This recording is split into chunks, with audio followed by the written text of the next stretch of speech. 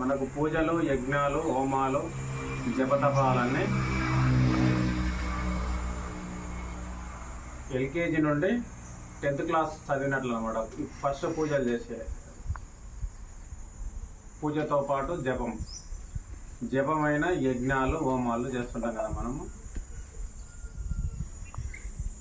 పూజలు అనగా పూజ చేస్తే మనకు కోటి పూజలు చేస్తే ఒక జపం చేసిన ఫలితం వస్తుంది అనమాట. కోటి జపాలు చేస్తే ఒక యజ్ఞం చేసిన ఫలితం వస్తుంది. కోటి యజ్ఞాలు చేస్తే ఒక ధ్యానం చేసిన ఫలితం. శ్రీకృష్ణ భగవానుడు మనకు భగవద్గీతలో, ఉత్తర గీతలో సెలవిచ్చి ఉన్నారు అనమాట. ఇది అంటే మనకు ఫస్ట్ ఎల్కేజీ నుండి 5th క్లాస్, 10th క్లాస్, తర్వాత ఇంటర్, డిగ్రీ, ఆ తర్వాత పీజీ, పిహెచ్డి ఎట్లనో ఇది పిహెచ్డి లాంటిది అనమాట. ధ్యానం అంటే ఆనాపానసతి ధ్యానం అని దీనికి పేరు.